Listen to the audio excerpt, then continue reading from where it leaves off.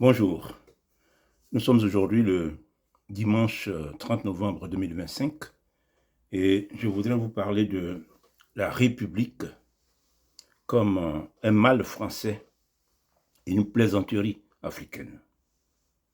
Alors la République, ce n'est simplement normalement qu'un régime politique dans lequel la loi s'applique à tous sans exception et où la fonction de chef de l'État n'est pas héréditaire.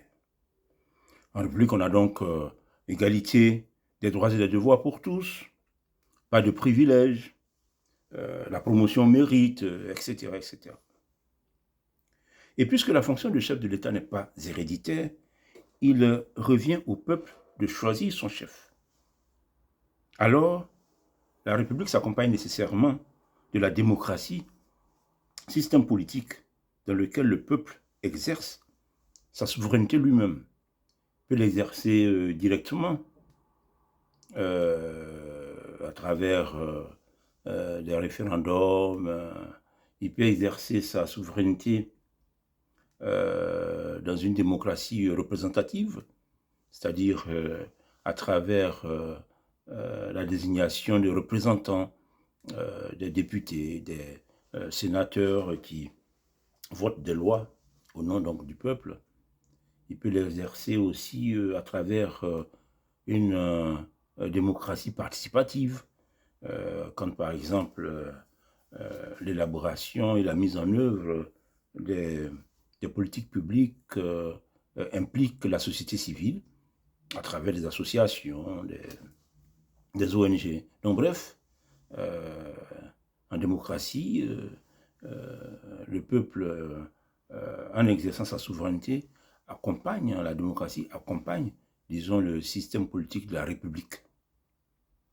Et la démocratie, il faut dire, a été formulée et pratiquée depuis la Grèce antique, et aussi que c'est au XVIIIe siècle que certains fondements de la démocratie moderne vont être posés, notamment la séparation des pouvoirs, pouvoir exécutif, pouvoir législatif, pouvoir judiciaire, avec des penseurs comme Montesquieu. Il y a aussi le suffrage universel qui voit jour avec la Constitution des États-Unis de 1776. Il y a aussi les libertés, liberté d'opinion, liberté d'association, liberté syndicale, libertés académiques, bon bref, il y a tout un ensemble de libertés qui accompagnent tout régime, toute démocratie, et pour, disons, rendre effectif le régime républicain. Alors, ce préambule fait, ce préliminaire fait, voyons ce qu'a été la République en Afrique. Au lendemain des indépendances, tous les États africains ont été proclamés républiques. La République de Côte d'Ivoire, la République du Mali, la République du Sénégal, la République de la Guinée. Donc, tous nos pays ont été proclamés républiques. Mais dans la réalité, nous avions des régimes de parti uniques dans la quasi-totalité des pays. Nous avions des pouvoirs politiques confisqués par des potentats locaux. Et les changements au sommet de l'État ne se faisaient qu'en cas de décès, de coup d'État ou de démission volontaire. Mais jamais, jamais d'alternance démocratique en plus de 30 ans d'indépendance dans toute l'Afrique noire. Ça veut dire qu'un chef d'État sortant qui va à des élections et qui se fait battre par un opposant en Afrique noire pendant 30 ans jusque dans les années 1990, ça ne s'était jamais vu. Quand il y a changement, c'est qu'il y a décès, il y a coup d'État ou bon, il y a eu quelques cas de démission. Alors, avec le non-respect des règles de la bonne gouvernance dans ce contexte-là, au bout de 2 décennies, presque tous les États africains étaient surendettés, en banqueroute. beaucoup incapables même de payer leurs fonctionnaires. Alors, dans la décennie 1980, ils seront pour la plupart soumis à des programmes d'ajustement structurel par les institutions de Bretton Woods, la Banque mondiale et le FMI. Et ça sera ainsi jusqu'au début de la décennie 1990, où, vu la fin de la guerre froide, vu l'écroulement de l'Union soviétique, donc qui va entraîner la fin de la guerre froide, vu la pauvreté généralisée dans les pays sans démocratie, comme justement les pays d'Afrique noire, le libéralisme économique triomphant du début des années 90 fait désormais un lien entre dictature politique et échec économique. L'Occident postule alors, sans libéralisme politique, point de croissance économique ni de développement. Bon, aujourd'hui, avec l'expérience de la Chine, ce postulat peut être contesté. La Chine a bien montré que sans libéralisme politique, on peut très bien soutenir pendant des décennies une croissance politique, une croissance économique très importante, pendant longtemps, pratiquement des croissances à 2 chiffres, et connaître un développement phénoménal. Aujourd'hui, la Chine communiste est une des plus grandes puissances du globe. Mais en tout cas, au début des années 1990, le postulat était indiscutable: sans libéralisme politique, point de croissance économique ni de développement.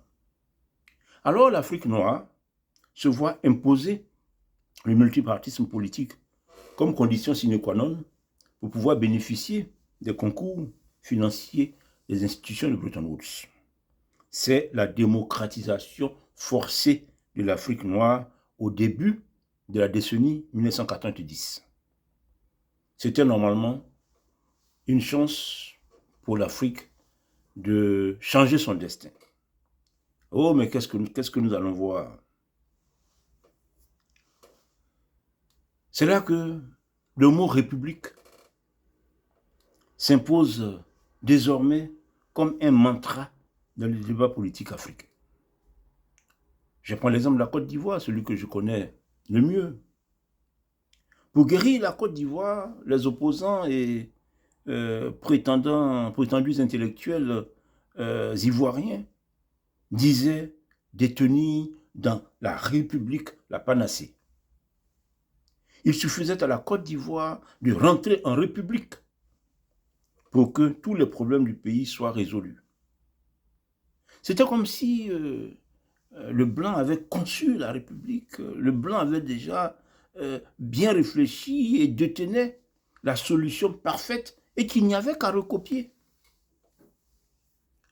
Et même les références politiques tournaient autour de l'histoire des luttes politiques de la France. Par exemple, le parti principal, le parti du principal opposant, M. Laurent Gbagbo, au début des années 90, c'est quoi le nom de son parti? Le Front populaire. Front populaire, ouais.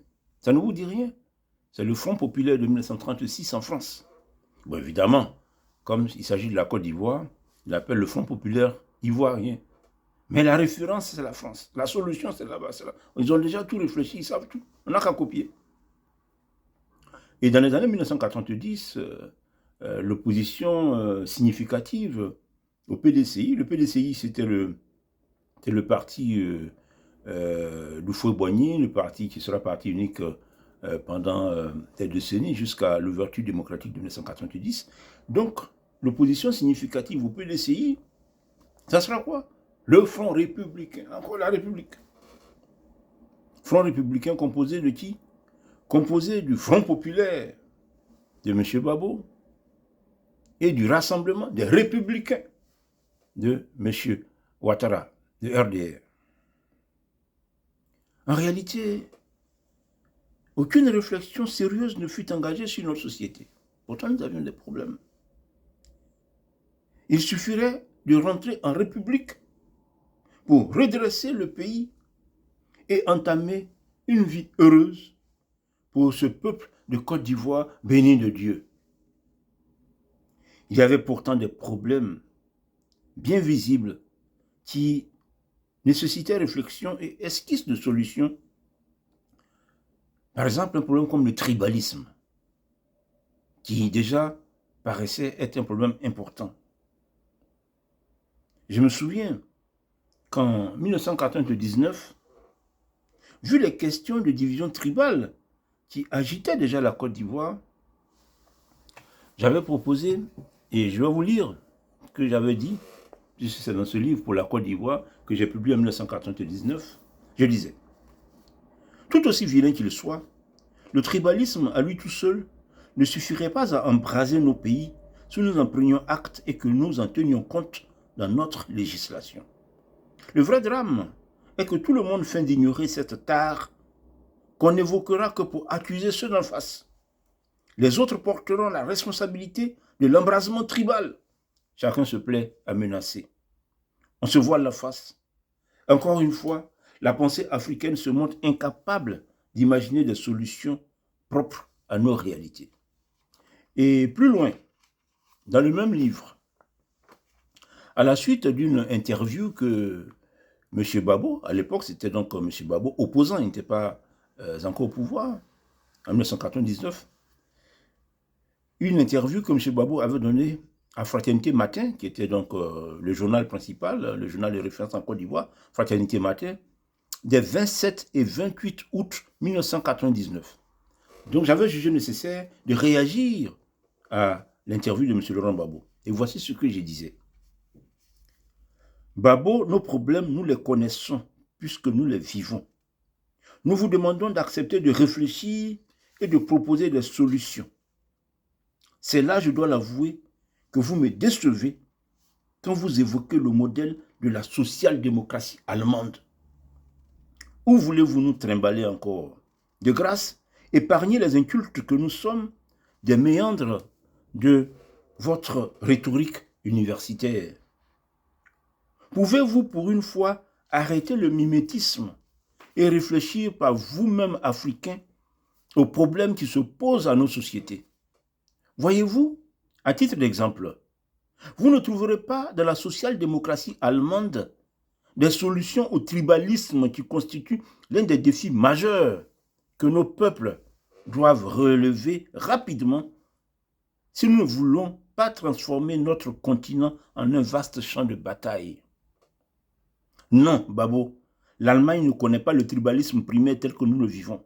Bien au contraire, le sentiment national est tellement fort chez eux que leur unité nationale a survécu à près de 50 ans de séparation pendant la guerre froide. C'est en 1999 que j'ai donc écrit cela. Et je pense que M. Laurent Babo ne m'a pas entendu. Un an après la publication de mes tribunes, Babo accédait au pouvoir et moins de 2 ans plus tard, le tribalisme plongeait le pays dans le chaos en septembre 2002. C'était la rébellion du nord musulman contre le sud chrétien. Et encore, je me souviens, un ami de la gauche ivoirienne qui avait donc lu mes tribunes et même mon livre, qui me disait, mais Ernest, tu as tort, car en République, on ne reconnaît pas les ethnies en République. En fait, en Afrique noire, vu que l'ouverture politique ne fut pas le fruit d'une maturation interne, mais seulement une injonction des grandes puissances occidentales, l'expression politique africaine se caractérise par un défaut d'authentique réflexion. Les opposants se complaisant dans un mimétisme. On ne fait que singer l'Occident. En fait, tous ces opposants et prétendus intellectuels africains ne faisaient que répéter sans discernement ce qu'ils avaient appris de leurs maîtres français et occidentaux. La référence à la République n'était qu'un mimétisme, une tartufferie en lien avec un fétichisme bien français, une vénération superstitieuse d'un régime politique, la République. Une sorcellerie française, devrais-je dire, pour être plus précis. Alors, parlons de la République en France. En fait, la République fait l'objet d'un culte en France. Elle fut introduite dans le pays au siècle des Lumières. Et comment, à cette époque-là, le peuple politique de France pouvait-il se refuser une expérience de la République? République conçue depuis l'Antiquité par Athènes, République expérimentée par la Rome antique, République insinuée depuis la Renaissance, à en déduire des auteurs comme Étienne de la Boétie, République tentée par l'Angleterre au siècle précédent. Effectivement, au XVIIe siècle, les Anglais auront la République Cromwell qui va durer à peu près une dizaine d'années et les Anglais sagement vont préférer revenir à leur douce monarchie.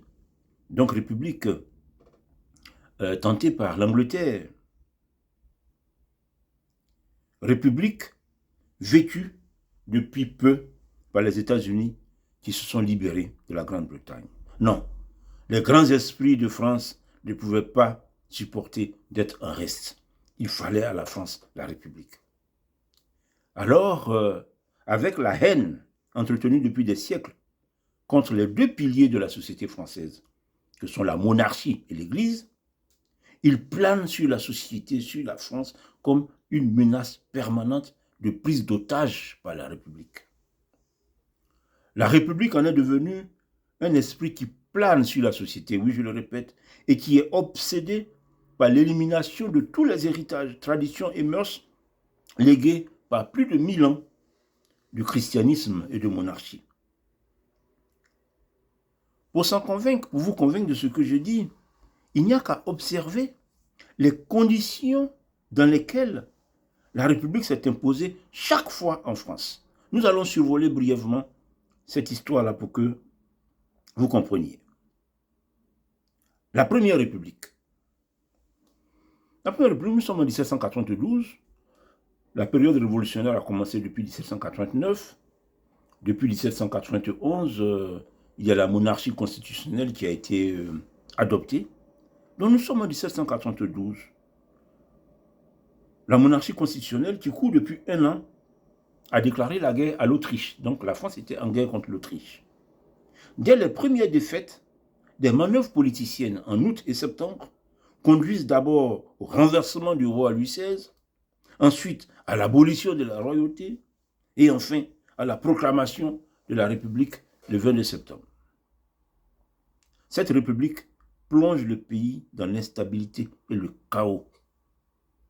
Dans une atmosphère de violence politique inouïe, on passera de la convention au directoire, du directoire au consulat, tout cela dans un chaos généralisé avec des assassinats politiques, disons des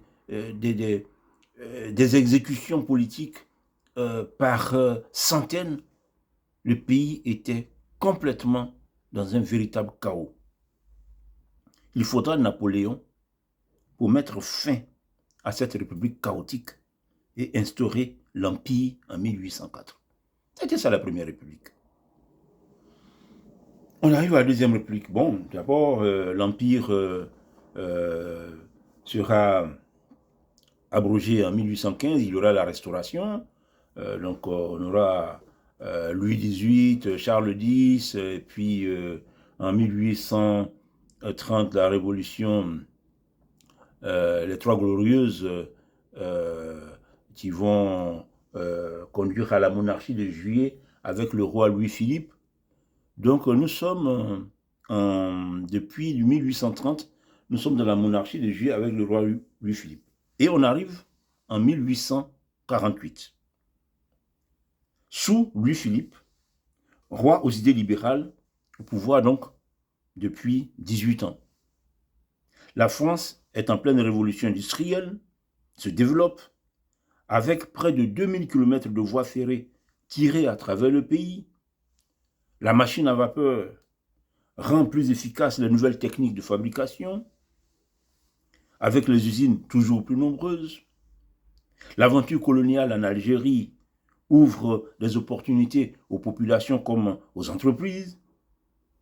Et il a suffi d'une insurrection parisienne en février pour que des députés, aux aguets, contraignent le roi à l'abdication et proclament la République. La République. Le peuple de France n'a rien demandé. Cette deuxième République, qui s'est instaurée comme par effraction, sera abrogée 4 ans plus tard, seulement 4 ans, par un plébiscite qui ratifie l'empire proposé par le président Louis-Napoléon Bonaparte.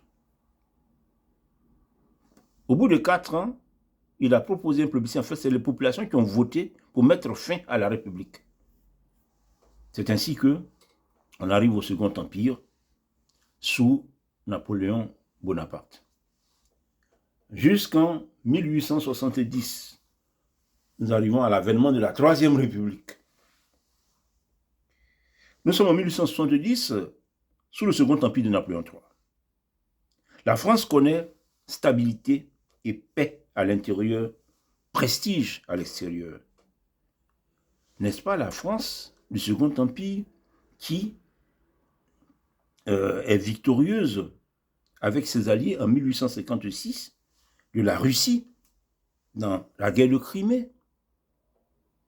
N'est-ce pas la France du Second Empire qui, de 1854 à 1869, réalise l'exploit du percement du canal de Suez? Le canal de Suez en Égypte, c'est la France du Second Empire qui le réalise. C'était quelque chose d'incroyable, un chantier incroyable à cette époque-là.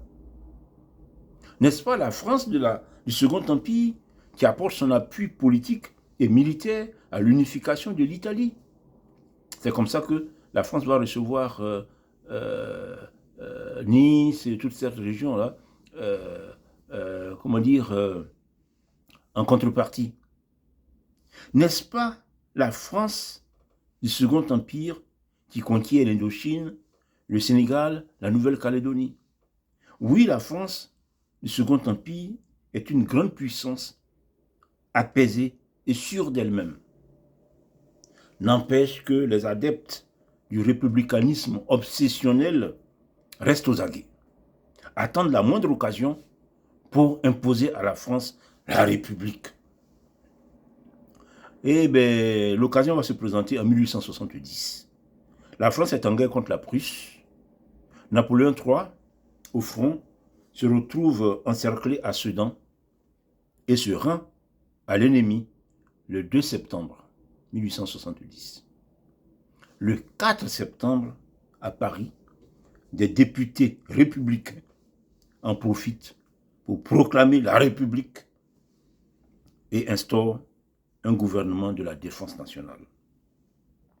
Encore une fois, le peuple de France ne leur a rien demandé. La France va se retrouver pendant de longs mois dans une vraie catastrophe, avec Paris assiégé. Paris a été assiégé pendant 5 mois.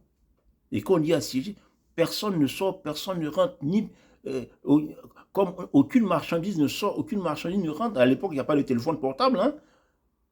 Totalement fermé. Les gens étaient obligés de manger des souris et des chats pour survivre dans Paris pendant 5 mois. Le tout finissant dans une guerre civile qui fait en une semaine 30 000 morts dans Paris intramuros. Ça, c'est le début de la Deuxième République. Et finalement, les élections législatives de février 1871, donc après les 5 mois de siège, il y a des élections qui sont organisées. Ces élections-là donnent aux monarchistes une écrasante victoire. Pas une victoire à 51%, non. Une écrasante victoire. Ça veut dire quoi? Mais c'est la preuve que le peuple n'a pas demandé la République, puisque c'est les monarchistes qui ont gagné les élections. Finalement, ce n'est qu'en 1879, avec le jeu de l'alternance politique normale, quand il y a des élections, que la République, les républicains vont gagner, vont arriver au pouvoir et qu'ils vont pouvoir donc imprimer leurs idéaux républicains sur la France. Alors, dès qu'ils arrivent au pouvoir, il est instauré un véritable culte de la République qui accourt encore jusqu'aujourd'hui. Ce culte de la République qu'on a en France, c'est depuis la Troisième République, quand les républicains arrivent au pouvoir en 1879. Et ce culte s'accompagne d'une agression permanente contre l'Église et contre l'Ancien Régime. Dénonciation du Concordat de 1801 que Napoléon avait donc conclu avec le Vatican, trouvant que ce Concordat laissait encore trop d'avantages, trop de place à l'Église dans la gestion de la société. Donc tout cela, il y avait un anticléricalisme qui puait, c'est-à-dire qu'on était contre l'Église, contre toutes les responsabilités de l'Église, alors que c'est l'Église qui a bâti tout cela au cours des siècles. La loi de la laïcité, la séparation de l'Église et de l'État. Donc, c'était une atmosphère contre l'ancien régime, contre l'Église. En fait, après leurs deux premiers échecs, donc la première république qui avait échoué, la deuxième république qui a échoué, les républicains obsessionnels prennent des mesures pour pérenniser désormais la République. En fait aussi, ce sont finalement des paranoïaques qui voient partout des menaces sur la République. Ils ont peur du retour en arrière vers l'Empire ou la royauté. Alors, profitant du pouvoir pour noyauter tous les rouages de la société, l'administration, les rouages intellectuels, culturels, la République va s'atteler à disqualifier intellectuellement et moralement les monarchistes et les bonapartistes. Parce qu'il faut dire que jusque à la période d'entre les deux guerres, les monarchistes, les bonapartistes étaient encore sur la scène politique. Donc, les républicains étaient finalement des paranoïaques qui faisaient tout pour éviter tout ce qui pouvait mettre en péril la République. La République.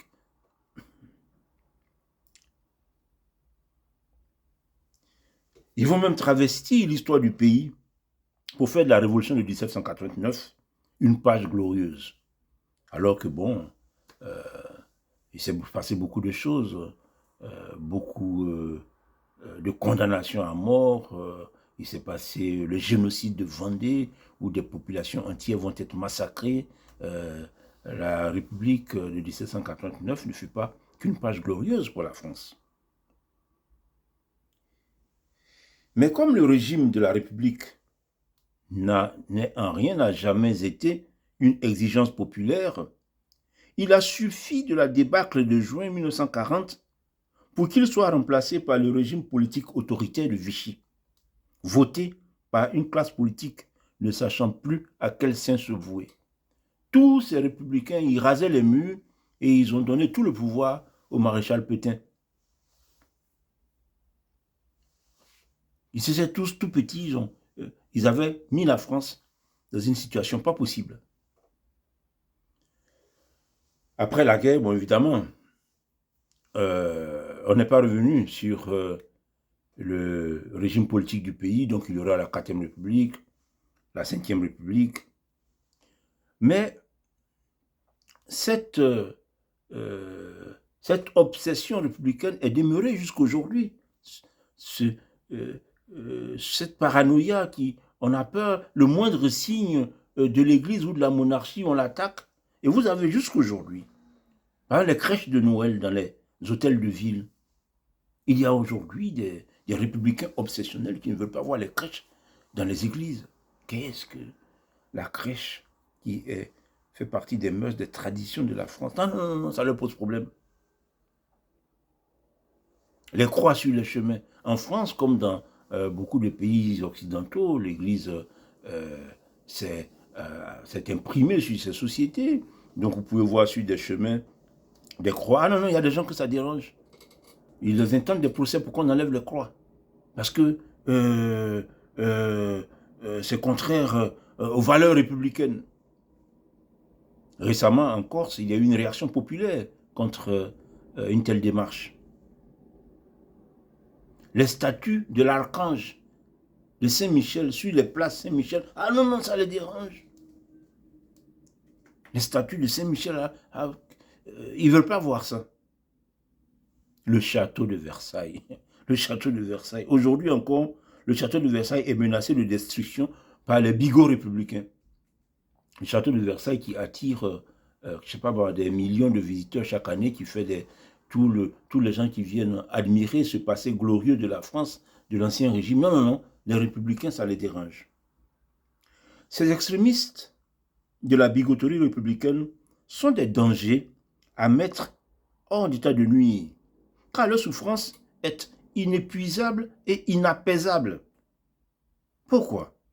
Mais parce que les nombreuses marques de l'héritage chrétien et monarchique sur la société française ne peuvent pas disparaître. Or, tant qu'ils verront ça, ils auront de la peine. Les noms des villes, les noms des lieux, les noms des fêtes,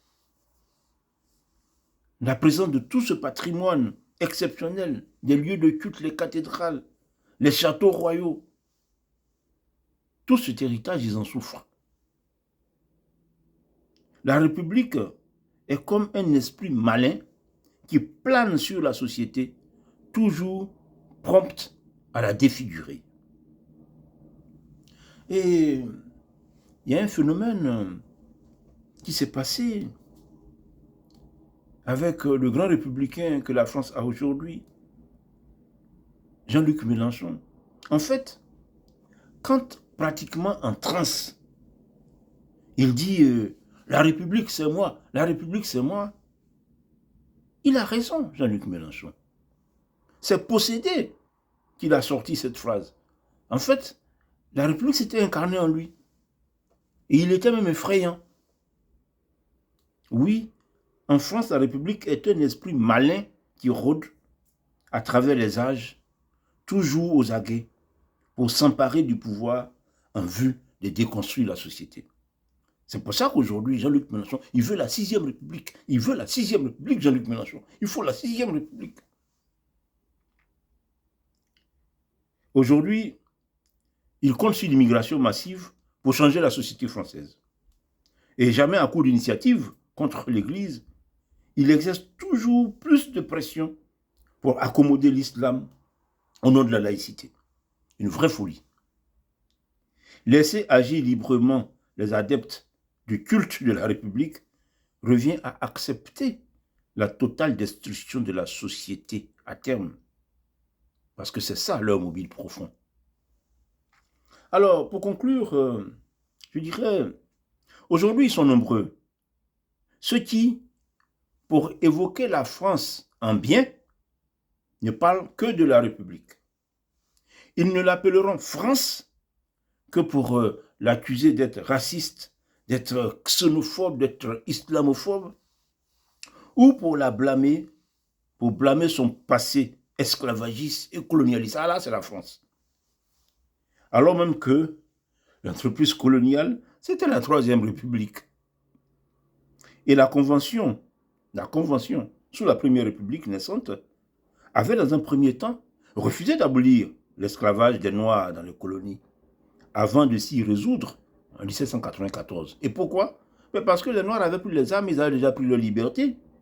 Et en plus, la République avait besoin des Noirs en armes pour repousser les rivaux espagnols et britanniques qui voulaient profiter de la situation de la révolution, ce qui sera appelé peut-être la révolution haïtienne à Saint-Domingue.